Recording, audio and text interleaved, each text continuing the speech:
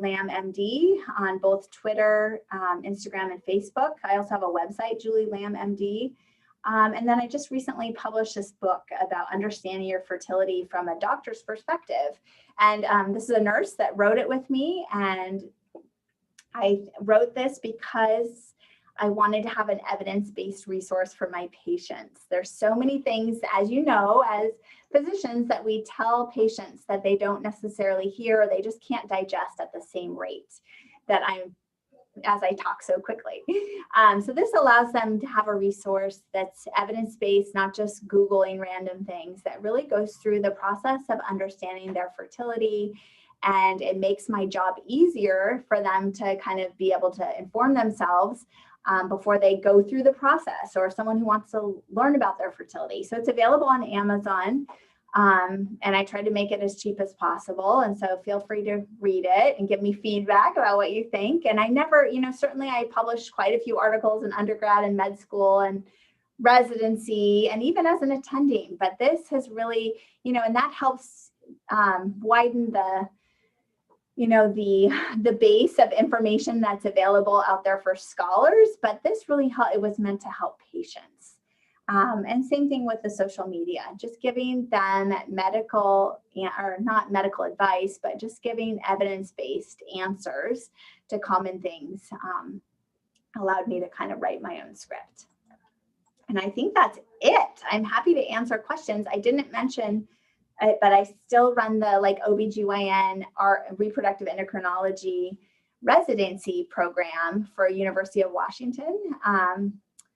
And they just haven't had a program for years, or a division of REI. And so I've been working with residents. So even though I kind of left academics, I still am very involved with resident teaching and didactics, and we have residents in clinic. And then we continue to publish and present at different meetings. And that's a really fulfilling part of my practice, as well as just being involved in my community. So I just was past president of Seattle GYN Society, and that was a lot of fun, and got to meet a lot of people and organize a lot of talks. And so it's just looking for things that make you happy, so you can continue to enjoy your career as a physician, I guess is my parting words. So I was going to open the chat, Eva, and see if people are asking questions, but yeah, guys, feel free to type your questions in the chat for Dr. Lamb. I have a quick question. Why did you pick OBGYN? I guess what pulled you into that specialty? Yes, so I have a real passion for science. I had worked in a basic science laboratory in undergrad to help pay for undergrad for 4 years or 3 years. And I liked the molecular genetics, and I like the science behind the complexities of embryology. So I also like the endocrine. I liked that the surgeries were 1 hour instead of 5 or 6 hours, some of the longer surgeries. And I liked how it was a really fast moving field, it was changing and developing. And I know that I'm easily bored, and I would find that fascinating.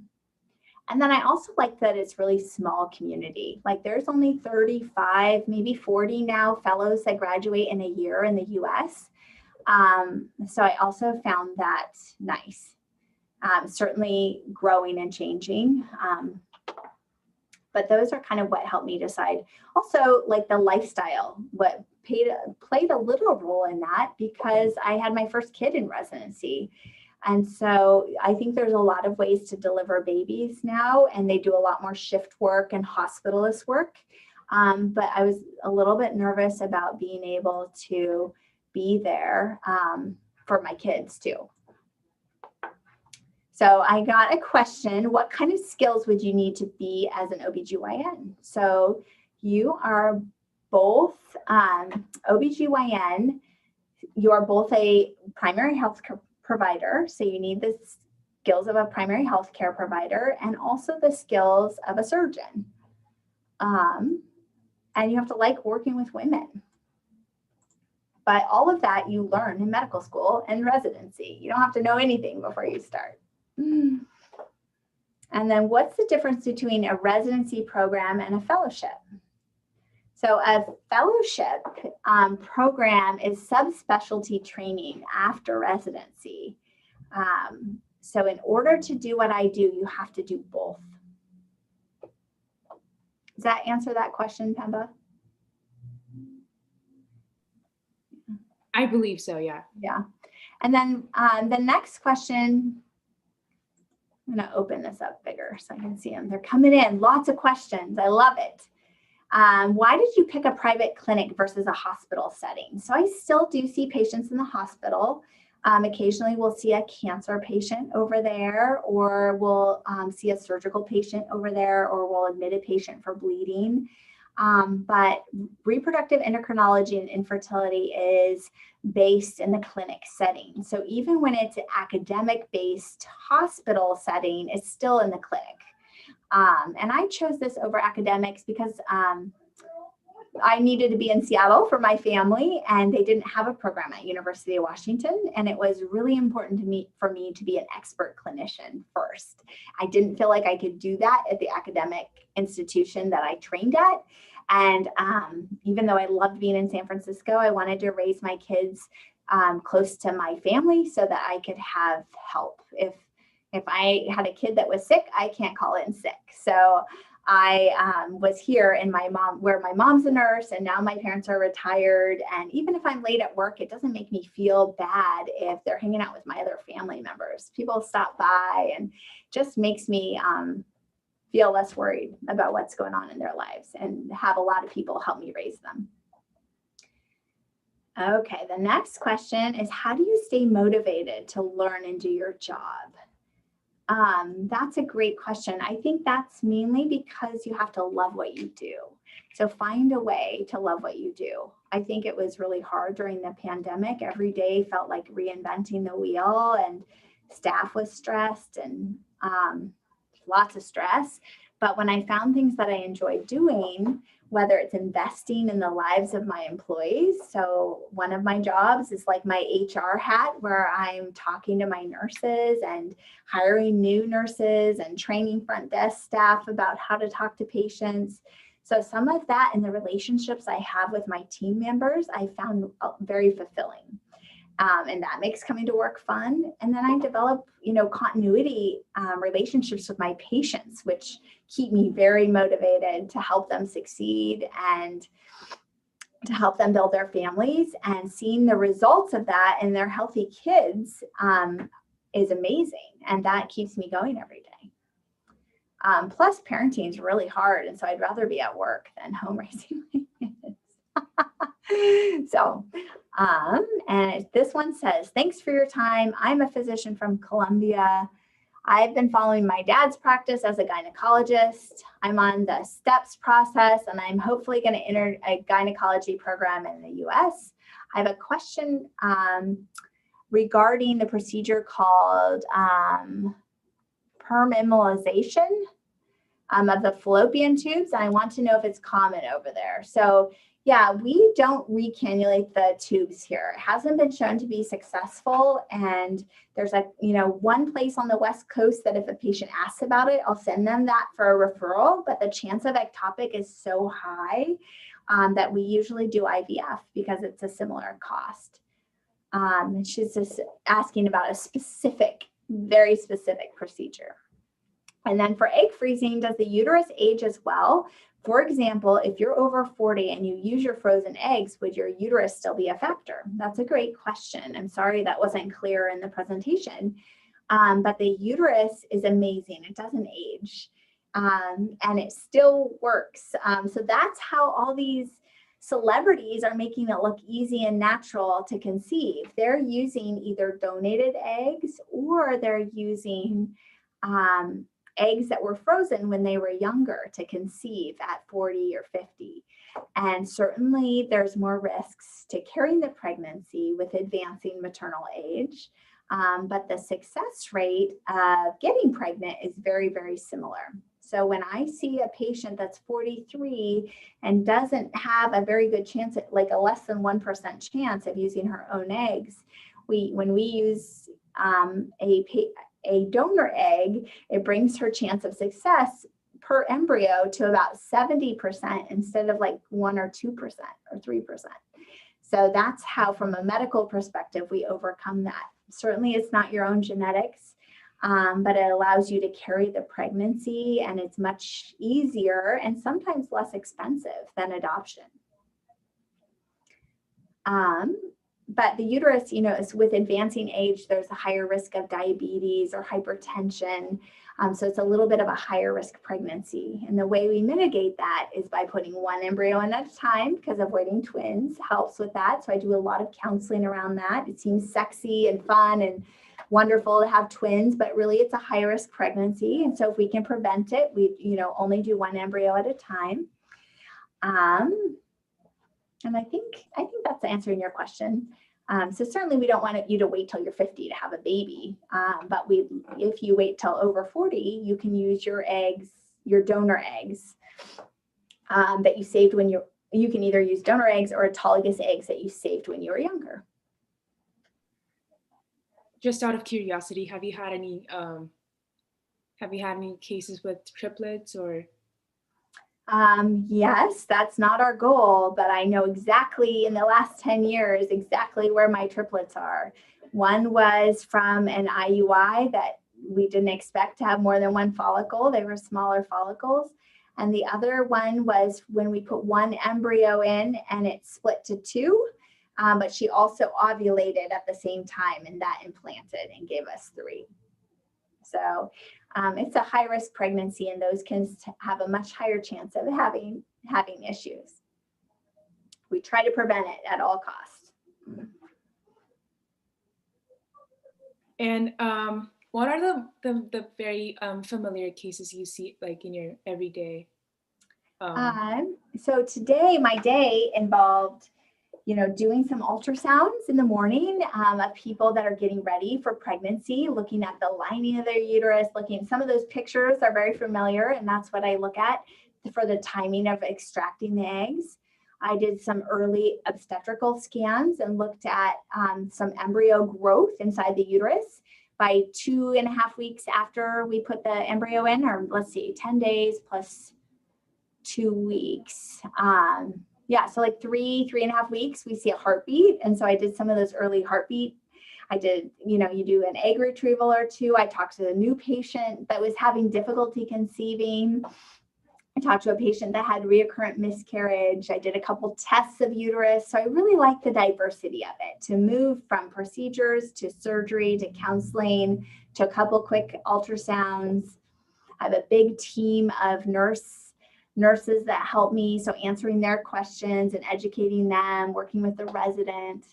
My colleague did a couple hysteroscopies in the office, taking out fibroids and adhesions. We look at films, we talk about cases.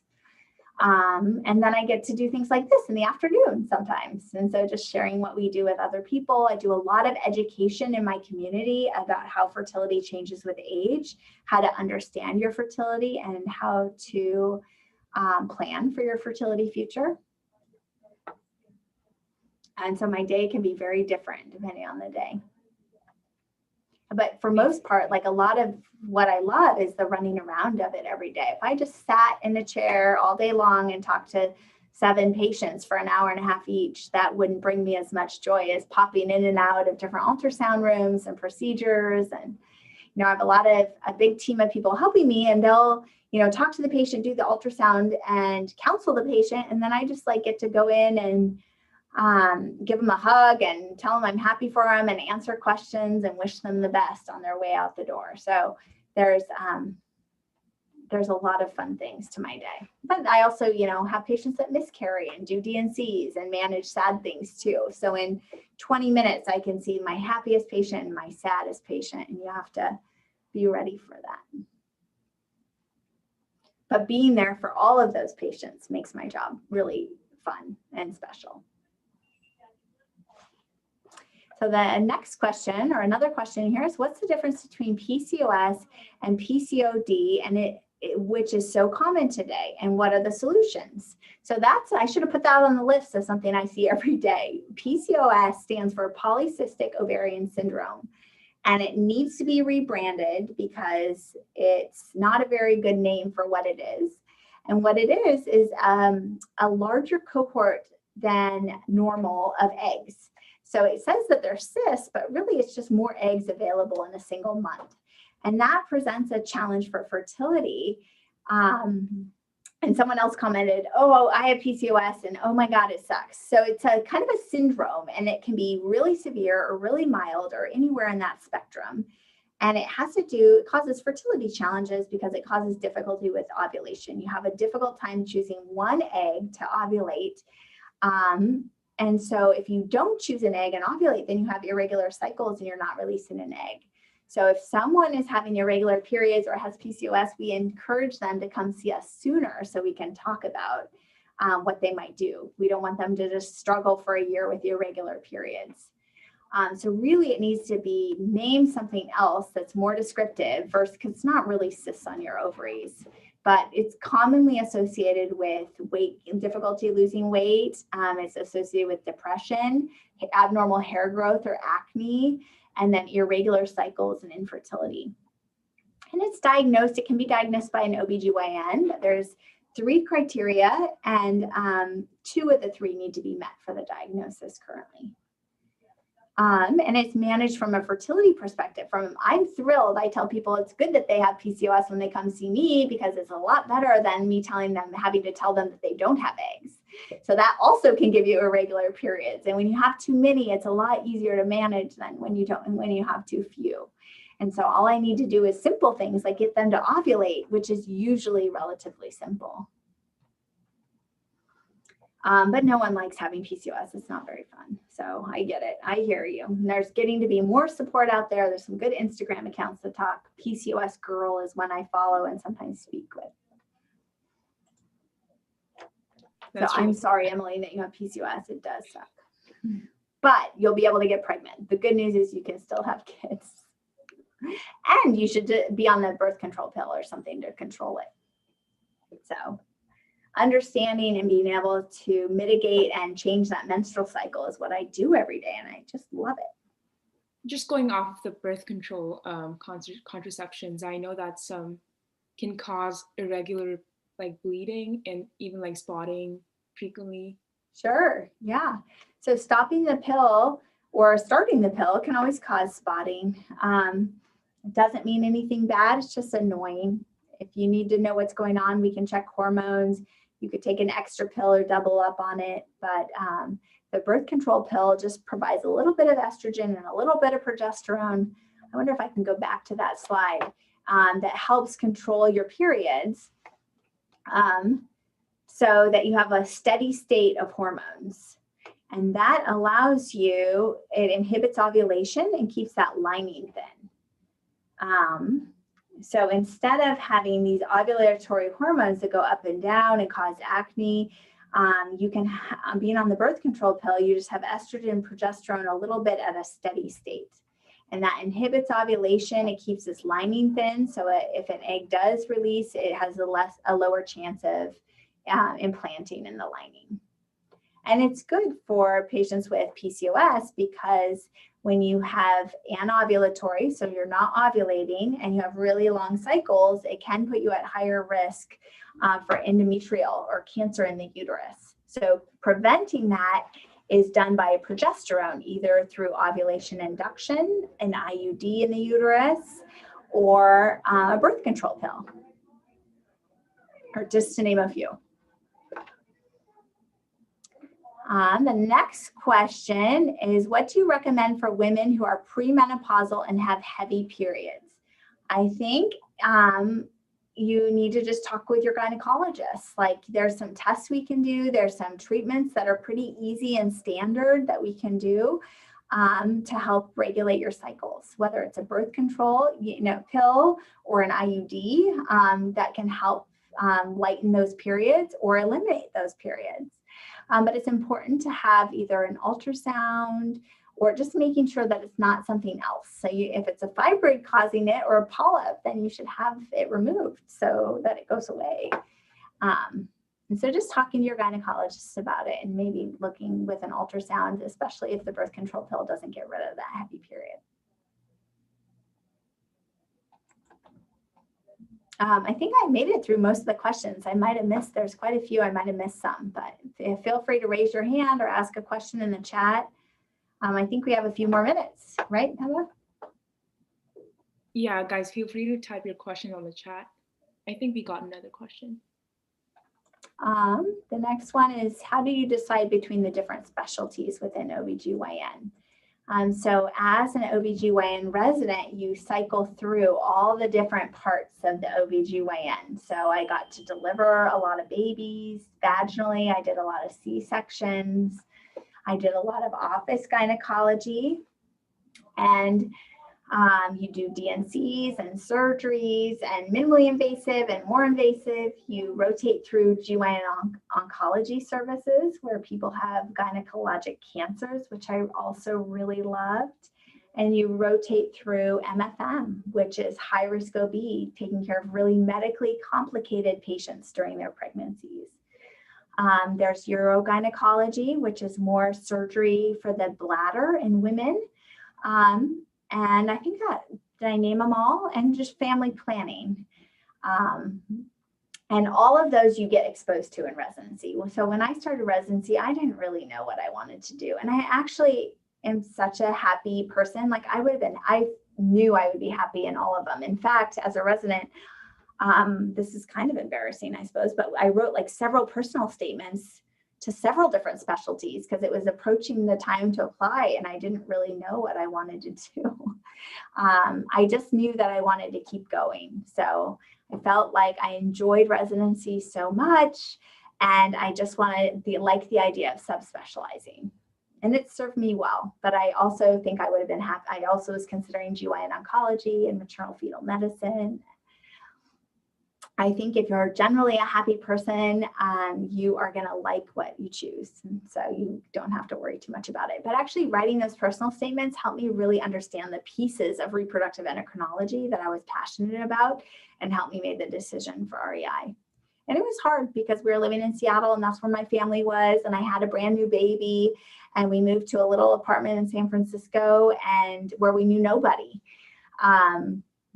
And by the end of fellowship, I had 3 kids and I was dropping them off at 3 different schools and daycares all over the city, but so I could get to work at 7 a.m. So it wasn't necessarily easy. But in retrospect, I have fond memories of it. But I do remember like making my kids sleep in their clothes so we could get out the door in time. And definitely life gets easier when you're not in training.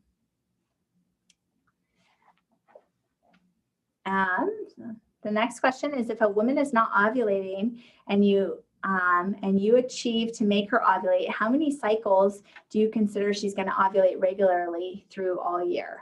Well, it just depends whether we're monitoring her or not. Sometimes we do ovulation induction with oral medication and doesn't need monitoring and we let her conceive more naturally or unassisted. And other times,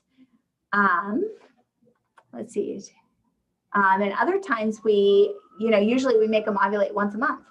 And other times we do a lot of assistance. So we look at the ultrasound, we make sure the follicle is the right size. We make sure that this lining over here is thick enough and the follicle's big. And then we trigger ovulation and put sperm there at the right time. And they usually, ovulate every month. Does that answer your question? Let's see, who was that? Yep. What is considered an irregular cycle? So if you miss a month of a period or if it's longer than 35 days, if you're having bleeding that's every 3 months, that's irregular. So I think the actual definition is fewer than 9 a year or more than 35 days. A normal, if you have one cycle that's 36 days and you are super stressed out and usually you're 28 to 35 days and you range in there, then I'm not worried about it. But if you're bleeding in every 2 weeks and then every 3 months and then 10 days later, like that's irregular. Great question. I'm sorry I didn't define that. Some of these things are just part of my vocabulary.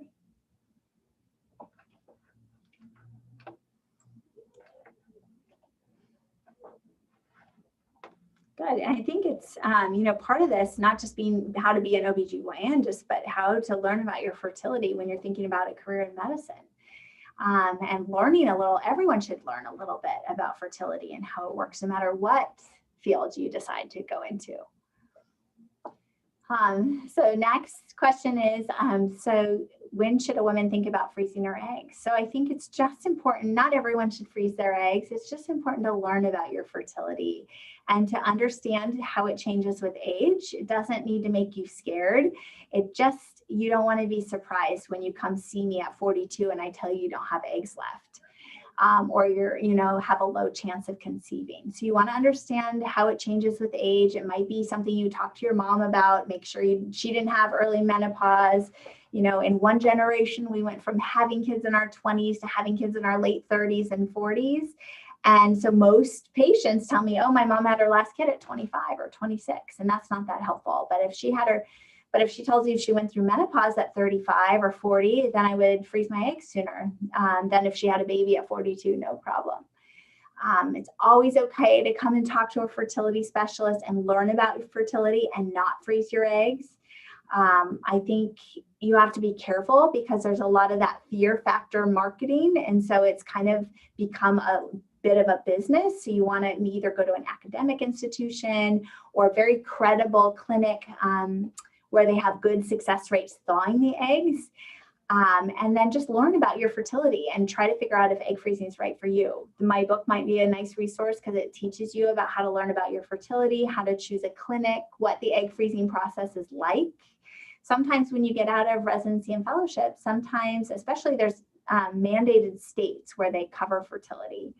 And so if you live in one of those and it's paid for, it's a lot easier to do it than if it's like $5,000 to $10,000 out of pocket. So all of those things weigh into the decision about when is a good time and whether you need to do it. If I see a 28-year-old that has lots of eggs, she has a very low chance of needing to freeze her eggs because she has a good chance of meeting a partner and not needing those eggs.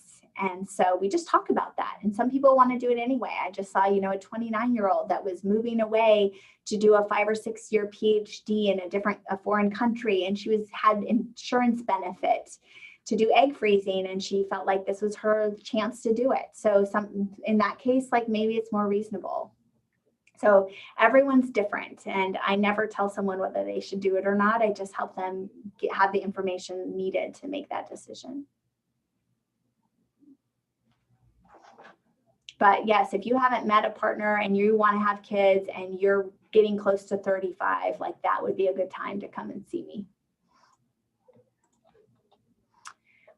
Do you consider nutrition nowadays and its impact on women with PCOS? Yes, I think nutrition is a big piece of all of medicine that's under-discussed and understudied. And I think we're going to see more research in that in the upcoming years.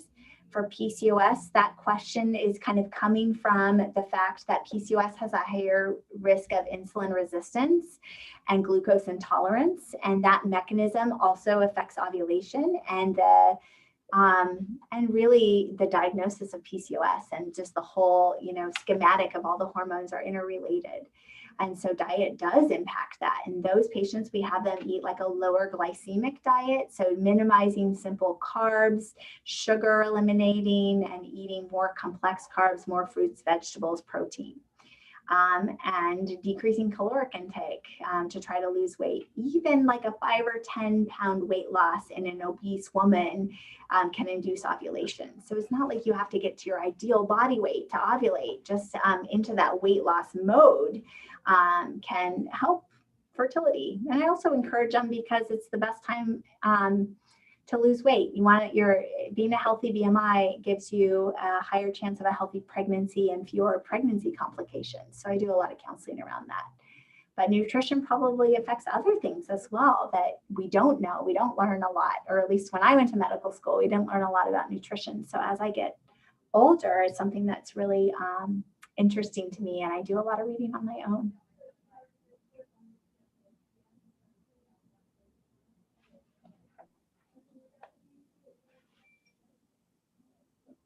Does anyone have any other questions? Let's just wait for another minute if you're still available. Yeah, Yeah, of course. Thank you so much, everyone, for joining me. This was a lot of fun. That's really nice to have you as well. Yeah. I never had time to watch some of the other presenters, but hopefully this was helpful and interesting and kind of what you were wanting me to talk about. Yeah, thank you so much for taking time. Yeah, my pleasure. I feel like I have the best job in the world. Helping people build families is awesome. Okay, like that was it. What? Looks like we don't have any other questions. Oh, everyone, like all these comments, but they're all just saying thank you. Oh, that's so nice, everyone. Thank you. And I'm excited to see what everyone does with their career in medicine. Really, the boundaries are limitless and you can do whatever you want to do. And it's like the best part of medicine. I worried so much about all the loans and the finances and the costs and the lack of sleep. And I'm so happy that I did it. It's been a great career. So great. Well, thanks for having me. Thanks again. At this time, if you guys are attending, we have posted the Google form link in the chat to verify that you attended this session. Make sure you go there to receive credit for this session. And please try to use one email throughout all the sessions so we can keep track of your hours. And we will be handing out the certificates at the end of spring semester with your total hours. And our last event for this March is happening on the 31st with Dr. Michael Galvez. He's a physician in plastic surgery, so stay tuned for that. Give us a second, it should work. If you click on it again, yeah. Let me try.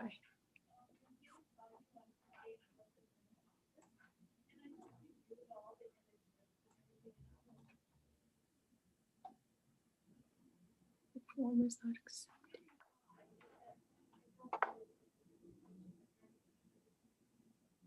Yeah, now it's opened. So if you can try that again.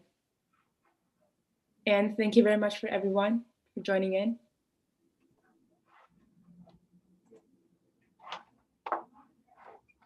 Thank you. Thank you, doctor, again. It was very nice to have you. Yeah, it was nice to meet you guys.